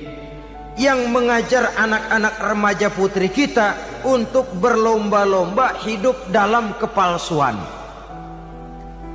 Alis mata palsu, hidung pesek dimancungin palsu, operasi plastik. Alis matanya dikerik, bikin yang palsu. Tai lalat lagi bikin yang palsu. Gincu bibir dimerahin, palsu. Seluruhnya hidup dalam kepalsuan. Akan lebih baik kalau kita ini misalnya mengadakan kontes yang menitik beratkan kepada ketinggian IQ, kecerdasan, kemampuan, skill, keahlian dan kemampuan. Tidak hanya dititik beratkan kepada rupa yang ayu dan cantik semata-mata. Sebab di samping manfaatnya diragukan, juga sangat tidak mendidik buat generasi yang akan datang. Terutama ibu-ibu, peran utama wanita sesungguhnya adalah sebagai istri mendampingi suami dalam melaksanakan tugas-tugas besar. Satu hari, serombongan ibu-ibu pernah datang menghadap Rasul mengajukan satu resolusi, protes kalau bahasa kita sekarang. Ya Rasul, ada apa bu? Kalau laki-laki sih enak. Enak bagaimana? Iya, kalau orang laki-laki sholat, perempuan sholat. Laki-laki puasa, perempuan puasa. Laki-laki pergi haji, perempuan pergi haji. Laki-laki menuntut ilmu, perempuan bisa menuntut ilmu. Tapi kalau laki-laki pergi jihad, perang membela agama, kami perempuan tidak bisa ikut jihad perang di medan pertempuran.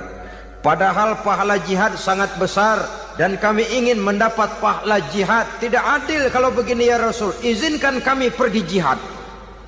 Ini perempuan di zaman Rasul, kalau ada kebaikan tidak bisa ikut, rasanya rugi bukan main, lalu protes. Apa jawab Rasul? Beliau senyum. Ibu-ibu jangan khawatir. Walaupun ibu-ibu tidak maju ke medan perang, ada ibadah yang pahalanya sama dengan pahala jihad itu. Apa ya Rasul? Beliau menjawab, jihadukunna fi baitikunna. Jihadnya ibu-ibu, jihadnya kaum wanita adalah di rumah tangganya sebagai istri. Memasak makanan suaminya, mencuci pakaian istrinya, mengasuh, merawat dan membesarkan anak-anaknya, itu seluruhnya bagian daripada ibadah yang pahalanya tidak kurang dengan pahala jihad. Kenapa? Al-Quran itu memberikan sesuatu sesuai dengan kedudukannya. Kalau perempuan pergi perang jihad membela agama, musuhnya laki semua, kayak apa perangnya? Itu musuhnya bisa nggak mau pakai pedang, perangnya udah gulat aja udah. Sehingga Rasul lalu memberikan satu jalan keluar yang membuat wanita-wanita itu lega. Jihadukunna fi baitikunna. Ibu-ibu sih tidak usah khawatir, jihad ibu adalah di rumah tangga ibu-ibu semua. Sejak bangun tidur sampai tidur kembali, nyaris kaum ibu itu 24 jam pekerjaannya. Sebagai istri, dia melaksanakan jihad di rumah tangganya. Peranan wanita yang pertama adalah sebagai istri, yang walaupun tidak kelihatan dan menonjol seperti halnya laki-laki, tapi sangat mewarnai, bahkan menjadi warna dari tugas apapun yang dihadapi oleh suaminya. Dulu ada seorang orator, kalau pidato hebat bukan main. Kalau dia bernada gembira, semua orang senyum. Kalau dia bercerita tentang sesuatu yang sedih, satu masjid orang nangis. Orang tanya kepadanya, Pak, bisa pidato begitu hebat, siapa yang bikin? Ya saya sendiri. Istrinya dari belakang bilang, tidak, yang bikin pidatonya hebat saya. Kata suaminya, mana bisa, saya, kata istrinya. Kalau saudara tidak percaya, tunggu Jumat depan, dia khutbah Jumat, saya akan bikin khutbahnya tidak hebat, kata istrinya. Sudah hari Rebo, siap-siap mau bikin konsep khutbah, baru mau nulis, datang istrinya, Bang, tolong pegangin anak, saya mau ke warung.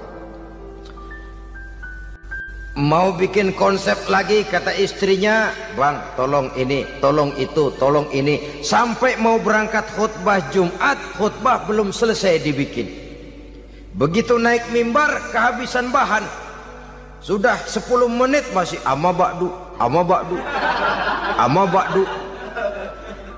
Ini yang dengar heran, ini orang kok bicaranya bisa cuma amat sama badu saja.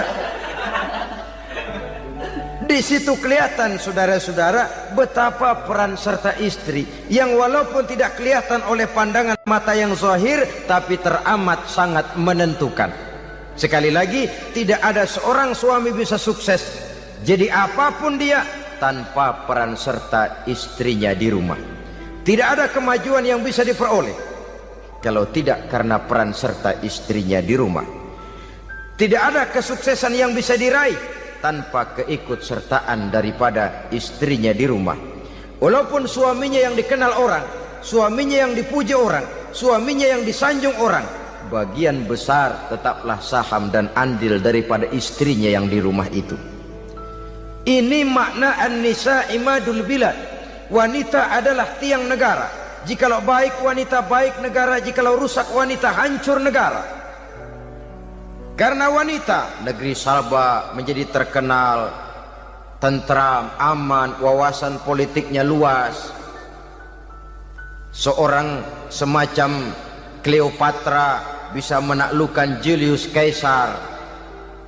Dan begitu selanjutnya.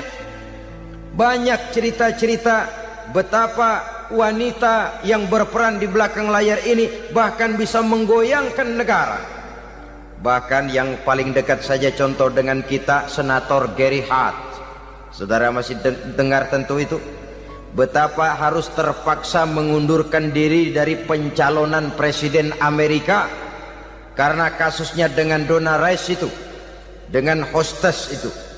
Betapa di sini seorang perempuan atau seorang wanita sanggup membongkar seseorang yang punya masa depan ceria untuk menuju kursi kepresidenan dari suatu negara adidaya seperti Amerika, bisa gagal berantakan karena skandalnya itu. Apa penyebabnya? Wanita. Tapi wanita juga bisa menyebabkan menjadi cambuk majunya laki-laki. Wanita juga bisa menghancurkan dan mengubur laki-laki. Saudara hadirin yang saya muliakan, ia memang kelihatannya makhluk yang lemah, tapi di balik kelemahannya itu sesungguhnya dia bisa menelan laki-laki yang bagaimanapun besarnya. Saudara-saudara kaum muslimin rahimakumullah, terutama ibu-ibu yang saya hormati, jadi peranan yang pertama wanita sebagai seorang istri. Yang kedua, wanita sebagai ibu. Ini juga sangat besar pengaruhnya dalam membentuk generasi masa yang akan datang. Bapak, oleh karena kesibukan tugasnya tentu lebih banyak di luar rumah. Yang nyaris 24 jam di rumah itu ibu. Bagaimana dia merawat anaknya, bagaimana dia menaruh perhatian terhadap anaknya, bagaimana ia melimpahkan kasih sayang kepada anak-anaknya, akan membentuk kepribadian anak dan artinya membentuk generasi yang akan datang. Kalau seorang ibu sudah cuek-cuek saja kepada anaknya, padahal Quran mengatakan al-jannatu tahta aqdamil ummahat, surga di bawah telapak kaki ibu. Hadis ini bisa kita artikan macam-macam. Pertama, anak tidak akan mendapat kebahagiaan tanpa ridho daripada ibunya. Kedua, ibu adalah wanita agung yang harus ditaati. Ketiga, neraka atau surga anak bergantung kepada ibu, bagaimana dia mewarnai anak. Kalau ibunya cuek-cuek saja sama anaknya, dan sering jadi contoh klasik, kalau anak ayamnya beduk maghrib belum pulang, satu RT dicariin, hansip diundang, kalau perlu dan ramil dilaporin. Tapi kalau anak gadisnya jam 12 tengah malam belum pulang, ibu tenang saja Pak. Tidak tergerak dan tidak tertarik hatinya. Ya tentu tidak semua. Kalau sudah begitu, bukankah hakikatnya ibu sudah menciptakan neraka buat anaknya sendiri? Khalil Gibran dalam satu tamsil yang indah pernah mengatakan, kalau kita diberikan sebutir mutiara, sebutir intan, dan intan itu sebutirnya sebesar telur ayam, benda yang sangat langka dan berharga, tentu kita sayang intan atau mutiara itu. Kita jaga baik-baik, kita simpan dalam kotak, kotaknya kita kunci, kotak itu kita simpan di dalam lemari, lemarinya kita kunci lagi, lemarinya ada di dalam kamar, kamarnya pakai pintu, pintunya kita kunci lagi, kamar itu ada dalam rumah, rumahnya pakai pintu, dikunci lagi, kemudian rumahnya pakai pintu gerbang besar, gerbangnya juga digembok lagi. Untuk menjaga intan itu jangan sampai hilang, begitu usaha kita berlapis-lapis. Dan intan itu sudah diberikan kepada kita, kata Khalil Gibran. Apa dia? Anak-anak yang diamanahkan Allah kepada kita. Itu intan-intan mahal, itu mutiara-mutiara pilihan yang dititipkan dan diamanahkan untuk kita jaga sebaik-baiknya. Haruskah dia sia-sia di tangan kita? Haruskah dia merana jatuh di tangan ibu yang tidak punya tanggung jawab? Saudara hadirin yang saya muliakan, oleh karenanya peranan sebagai ibu ini sangat menentukan bagi pembentukan generasi yang akan datang. Salah ibu mengarahkan anak, akan lahir generasi mendatang yang tidak kita harapkan. Sehingga Nabi bersabda, kullu mauludin yuladu 'alal fitrah fa abawaihi yuhawwidanihi aw yunassiranihi aw yumajjisanihi. Setiap bayi dilahirkan dalam keadaan suci, setiap bayi dilahirkan dalam keadaan bersih, tidak punya dosa. Islam tidak mengenal dosa warisan. Semua saja bayi lahir dalam keadaan suci dan bersih. Kalau demikian lalu bagaimana? kata Nabi, ibu bapaknya lah yang kelak akan menjadikan anak itu sebagai Yahudi, yang kelak menjadikan itu anak itu sebagai Nasrani, atau menjadikan anak itu sebagai Majusi. Ibu bapaknya yang mewarnai anak.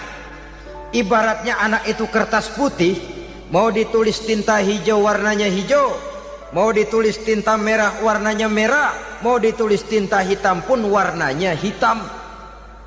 Oleh karena itu pembentukan anak yang soleh secara mental sesungguhnya sudah diwarnai oleh kebiasaan ibu bapak dalam pergaulan di rumah tangganya secara mental. Sehingga dengan demikian saudara-saudara, salah kaprah ibu dalam mengarahkan anak-anaknya akan melahirkan generasi penerus yang sungguh-sungguh tidak kita harapkan, dan pada gilirannya akan membahayakan perkembangan bangsa dan negara, membahayakan kita sebagai suatu umat. Apalagi sekarang ini masih banyak orang-orang muslim, orang-orang tua muslim yang kadang-kadang menyekolahkan anaknya di sekolah yang membahayakan akidahnya, mematikan imannya, menghancurkan tauhidnya. Pokoknya asal bonafid keluar sekolah ada jaminan lapangan kerja, perkara anak mau kafir mau murtad bukan urusan. Alangkah ironi dan sangat menyedihkan. Saudara-saudara yang saya hormati, jadi dari segi kaum wanita peranan ibu sangat besar. Dari segi anak, ketaatan kepada ibu, doa restu ibu akan membawa kepada kebahagiaan hidup.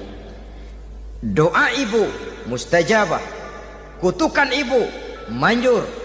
Beberapa hikayat dan riwayat menjadi contoh dan tamsil buat kita betapa tidak ada satu kebahagiaan di dunia ini yang bisa ditegakkan tanpa doa restu daripada ibu. Pantas kalau dalam Al-Quran ada ummul kitab, ibunya atau induknya kitab. Tiap negara punya ibu kota, bapak kota tidak ada. Lalu lagi wawasan Nusantara disebut ibu pertiwi, bapak pertiwi kemana tahu. Saudara hadirin yang saya muliakan, lalu dalam peringatan hari-hari besar nasional ada yang namanya Hari Ibu. Hari bapak nggak pernah diperingati. Ada Hari Ibu, dan ibu itu pun ada Ibu Kartini, ada Ibu Dewi Sartika, dan macam-macam lagi yang seluruhnya merupakan refleksi dan gambaran betapa peranan kaum wanita di dalam kehidupan ini yang memang banyak mewarnai dan menjadi warna dari suatu kegiatan. Saudara-saudara kaum muslimin rahimakumullah, apabila yang pertama tadi kita melihat peranan kaum wanita sebagai istri, betapa ia berpengaruh besar dalam ikut menunjang keberhasilan dan kesuksesan suaminya. Kemudian pada peranannya yang kedua, wanita sebagai ibu di rumah tangga, betapa ia ikut membentuk, mempengaruhi, mewarnai dan membimbing kepribadian anak sebagai generasi penerus. Maka pada peranan yang ketiga ini kita akan melihat wanita sebagai social agent, sebagai penggerak kegiatan sosial di berbagai bidang kehidupan. Apakah itu bernama majelis taklim, apakah itu bernama perkumpulan dan yayasan-yayasan kemanusiaan, organisasi-organisasi yang bergerak di bidang pendidikan. Bahkan di zaman sekarang bukan hanya menjadi penggerak sosial, bahkan sudah banyak kaum wanita yang menggerakkan satu bangsa. Dunia mengenal Margaret Thatcher, dunia mengenal Indira Gandhi, dunia mengenal Bandara Naike, dunia mengenal Corazon Aquino, dunia mengenal Golda Meir dulu itu dari Israel. Dunia mengenal Imelda Marcos yang ambisius, tapi yang kemudian melangkah kepada jalan yang negatif dari tujuan semula.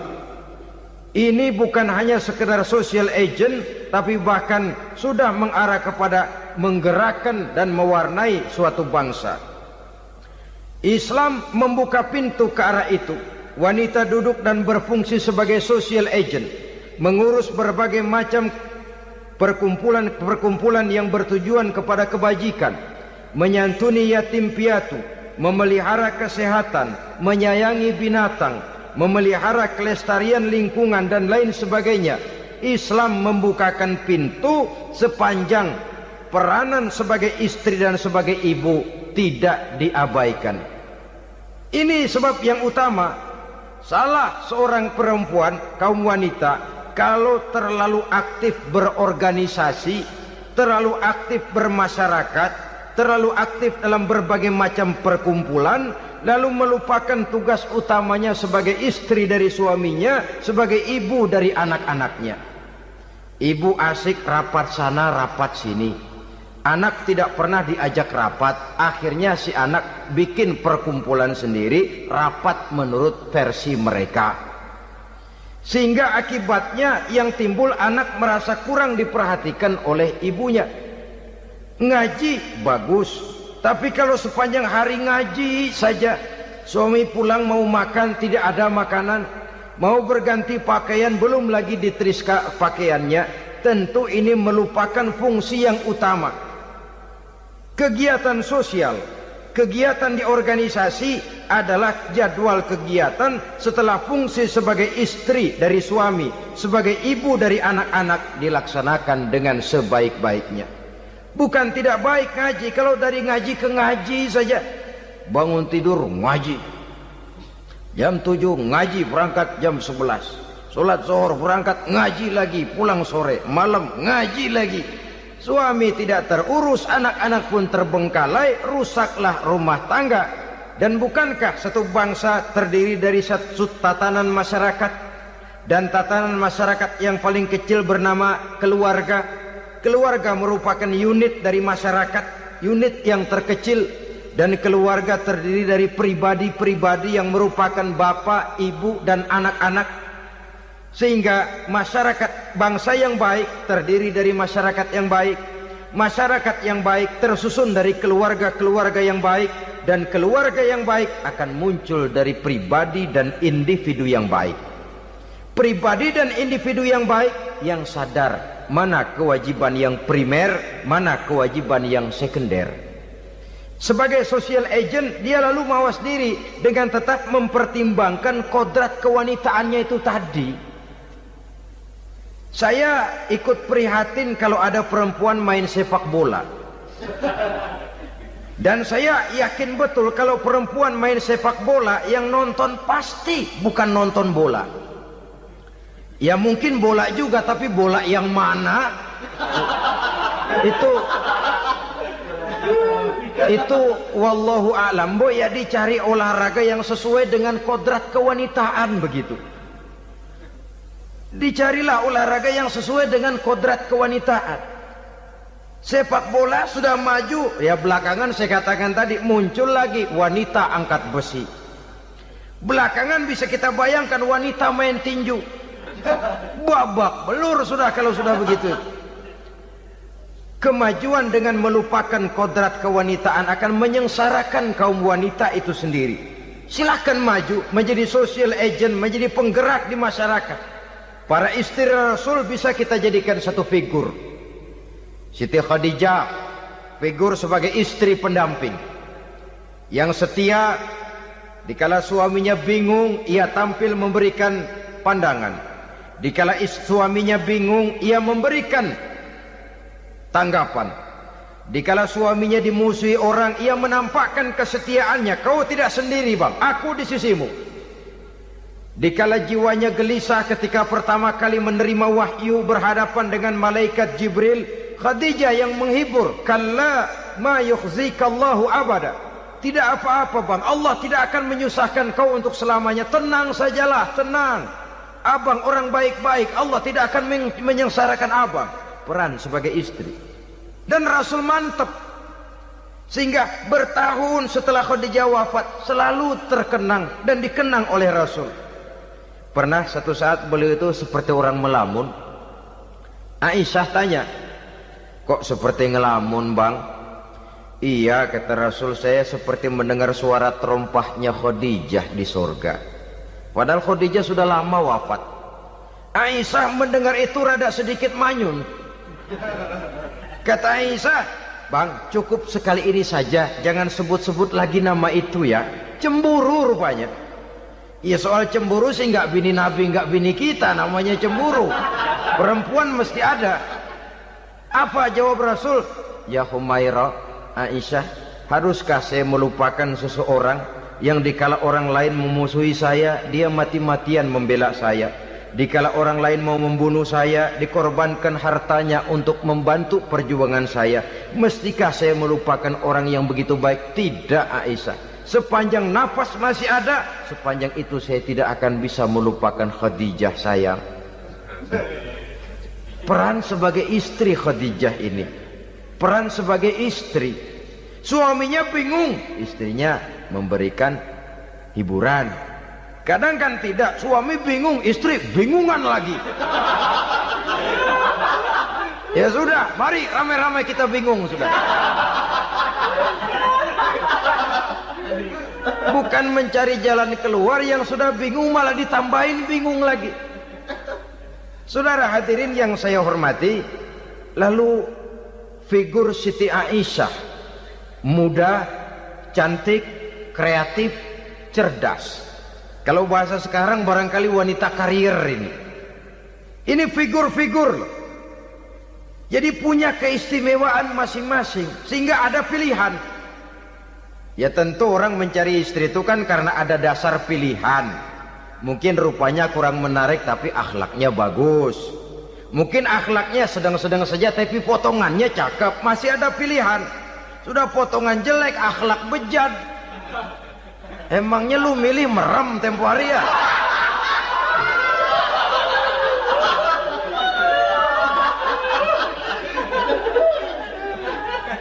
Sudah nggak ada pilihan apa-apa.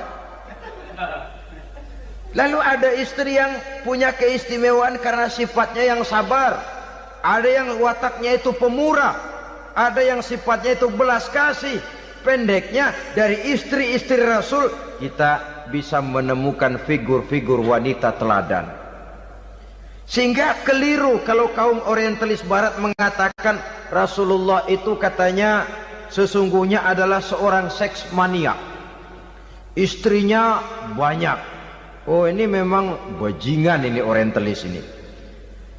Kalau Rasulullah itu seorang seks mania, tentu yang dinikahinya itu pertama jelas gadis semua, yang kedua tentu cantik-cantik semua.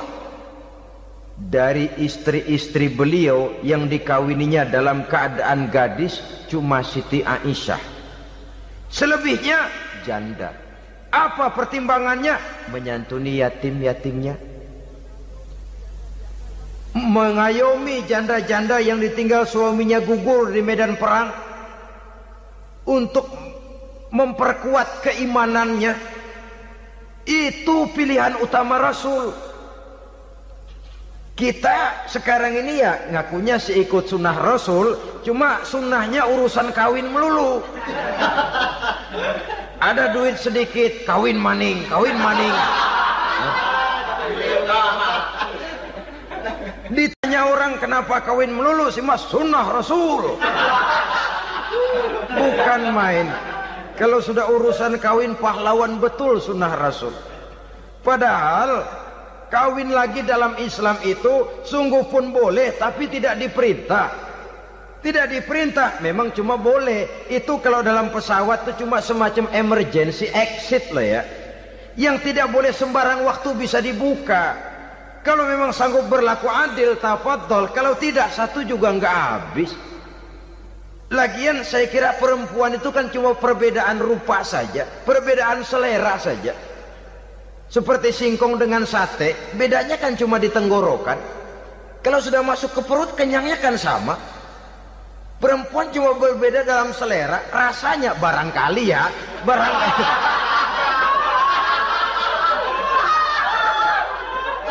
Barangkali tidak jauh beda. Saudara hadirin, nah Islam ini mengatur lewat pintu yang dinamakan nikah itu tadi, sehingga dengan demikian bisa dinikmati secara tenang, tentram. Tidak usah manusia ya, kucing saja, coba lihat kucing. Kalau ikan dia boleh nyolong, kucing itu boleh curi, makannya nggak tenang kucing. Coba lihat ini. Asal dia nyolong ikan, makannya juga mindik-mindik. Matanya nengok kiri, nengok kanan. Ada sedikit gerusak, kabur. Secara nalurinya kucing tahu kalau ini ikan curian, makannya nggak tenang dia. Tapi kalau ikan kita kasih, kucing anteng, geledek juga nyamber, manteng aja dia. Nalurinya mengatakan ini ikan dikasih sama yang punya, tenang dia. Saudara hadirin yang saya hormati, orang juga gitu. Kalau hubungan suami istrinya sudah sah, diikat dengan akad nikah, tenang, anteng, nggak gerasak gerusuk, nggak kayak diubur-ubur maling, anteng aja. Dan yang ngintip juga cuek aja udah. Biarin aja dia ngintip, capek sendirilah.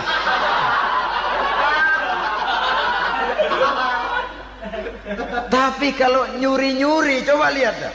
Mana di kebun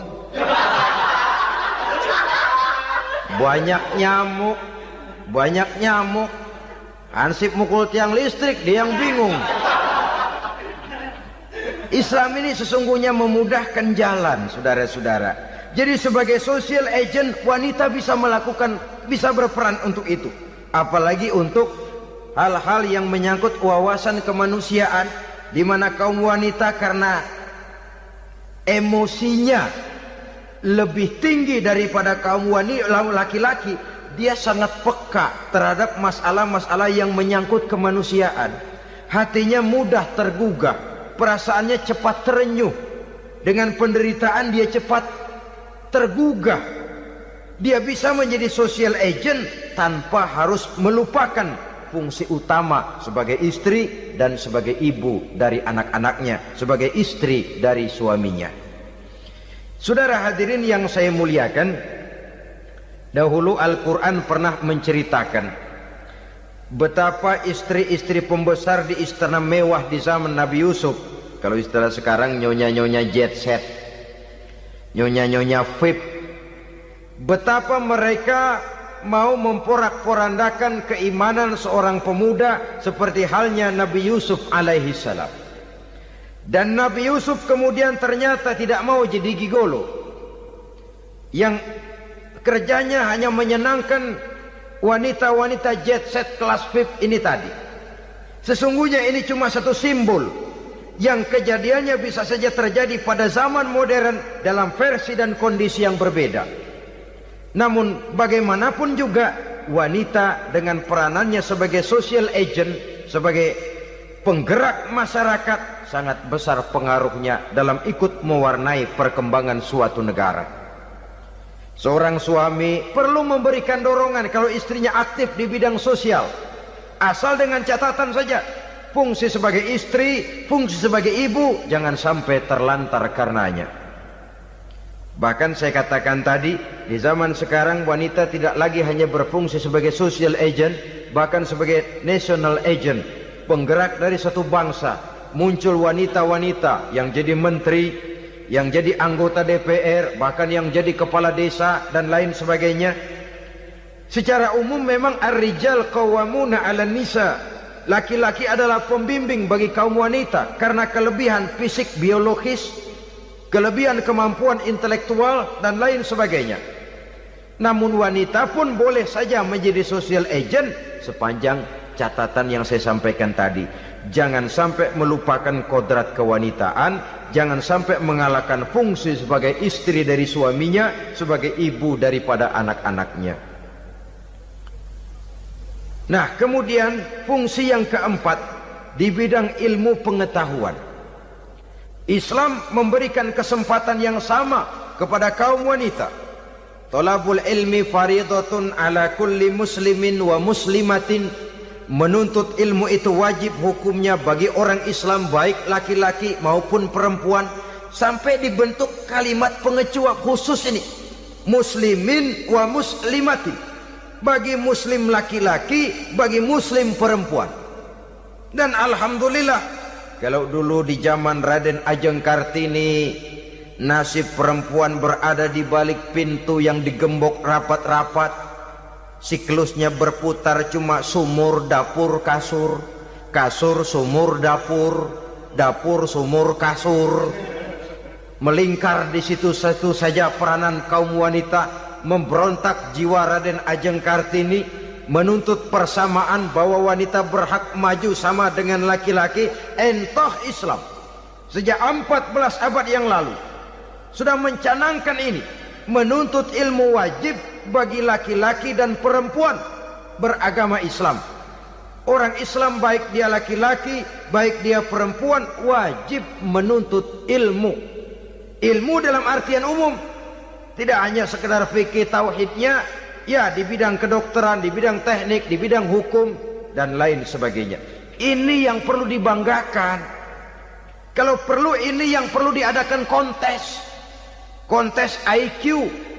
Wanita yang paling berprestasi di bidang ilmiah, wanita yang punya prestasi di bidang menjaga kelestarian lingkungan hidup, wanita yang punya prestasi menggerakkan sosial, menyantuni yatim piatu, memelihara kesehatan. Adakan kontes macam itu untuk mendorong.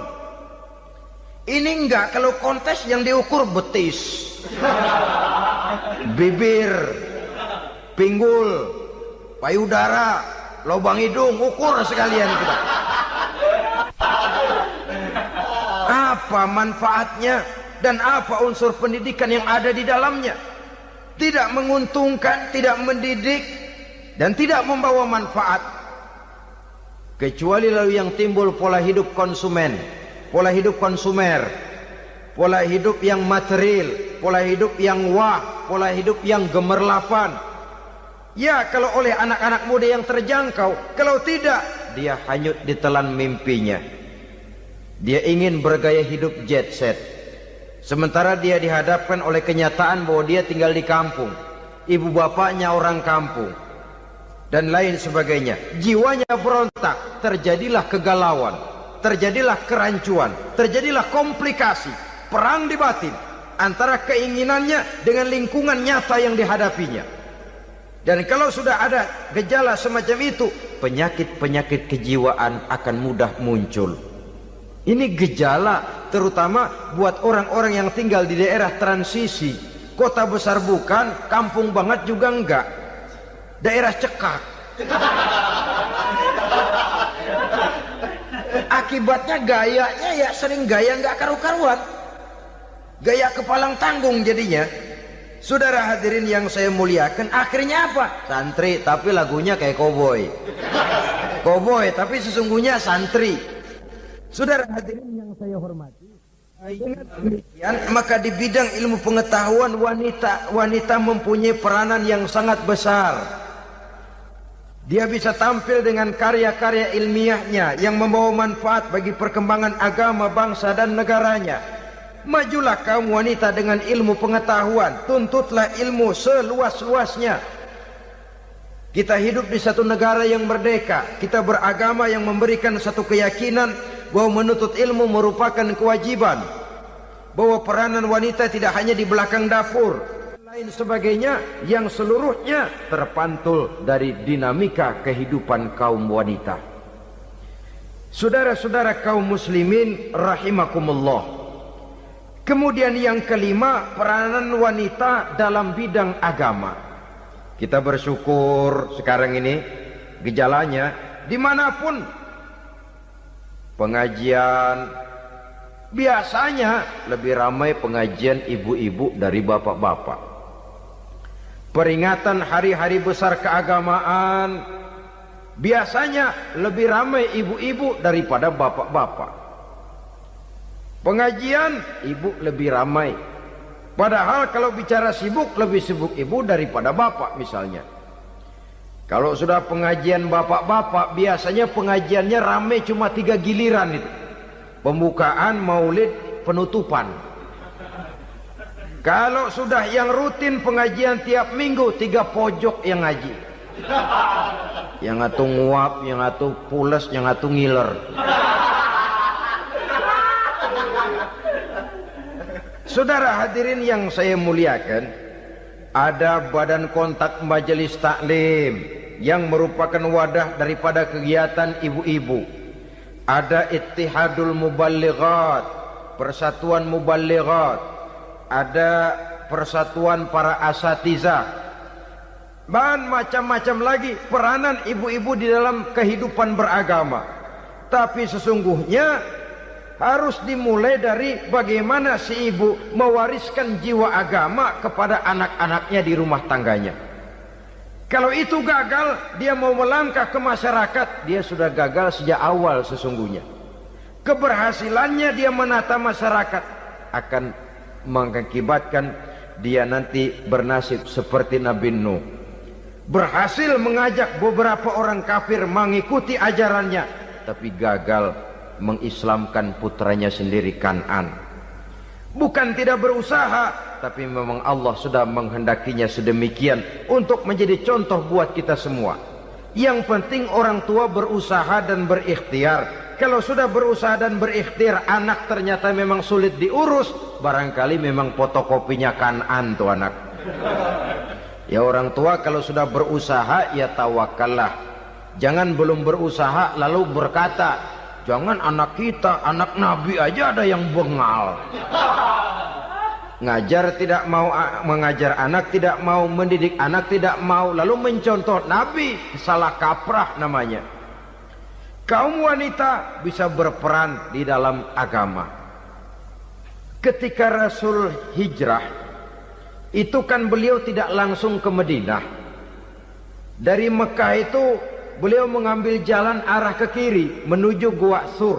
Ini dalam strategi militer punya makna sendiri. Jenderal yang ulung, ahli strategi militer ini. Di Gua Sur sana beliau tinggal 2 hari 3 malam. Siapa yang membawa makanan ke Gua Sur? Siapa yang menjadi kurir untuk mengintai kegiatan-kegiatan Quraisy setelah Nabi berangkat hijrah? Asma, putri Abu Bakar Siddiq radhiyallahu anhu. Jadi kurir, jadi spion, membawa makanan untuk Rasul dan ayahnya di Gua Sur. Ini peranan wanita. Di tengah bahaya, di tengah keadaan posisi terjepit, Rasul di dalam gua, diamatinya keadaan Quraisy, dilaporkannya kepada Rasul. Jasa seorang wanita bernama Asma, putri dari Abu Bakar Siddiq radhiyallahu anhu. Rabi'atul Adawiyah, seorang sayyidah sufiyah, ahli tasawuf yang terkenal dengan ajaran cintanya kepada Tuhan. Dia bisa menjadi tokoh wanita dalam gerakan sufi oleh karena kegiatannya di bidang agama, dalam arti mujahadahnya kepada Allah Subhanahu wa ta'ala. Dia korbankan bagian besar daripada hidupnya untuk mengabdi kepada Allah. Setelah suaminya meninggal, seumur hidup dia tidak pernah nikah lagi. Bukan tidak cantik, cantik. Bukan tidak ada yang mau, banyak yang meminang. Bahkan diantaranya termasuk Sufyan Tsauri, seorang tokoh juga, pernah mencoba meminang beliau. Kata Sufyan, Rabi'ah, bagaimana? Kamu kan janda? Iya. Lalu, saya kan duda. Jadi bagaimana? Daripada kita masing-masing sendiri-sendiri kan lebih baik kita join. Maksud kamu apa? Saya mau meminang kamu. Boleh? Tapi mas kawinnya saya minta engkau jawab 4 pertanyaan saya. Kalau bisa, diri saya seutuhnya saya berikan kepada kamu. Kalau tidak, tidak usah saja. In ajabtani fi 4 masail fa ana laka. Kalau engkau sanggup menjawab 4 pertanyaan saya, seluruh diri saya bulat-bulat saya serahkan kepada kamu. Yang pertama, Sufyan, semua orang kan bakalan mati. Iya. Ya soal mati sih sama, mati. Cuma hakikat mati kan lain-lain. Ada yang matinya itu husnul khatimah, mati baik di akhirnya. Lagi ngaji, mati. Lagi baca Quran, mati. Lagi sholat, mati. Lagi dengar ceramah, mati. Lagi sodako, mati. Itu mati-mati yang su'ul khatimah. Ada yang mati itu mati yang husnul khatimah, maksud saya. Ada mati itu yang disebut su'ul khatimah, jelek di penghujungnya. Lagi nyekek botol, mampus. Lagi banting kartu, plak plak, habis. Lagi makan riba, mati. Lagi zina, mati. Lagi nipu, mati. Kira-kira kalau saya nanti mati, su'ul khotimah apa husnul khotimah? Loh, saya nggak tahu, kamu mati saja belum.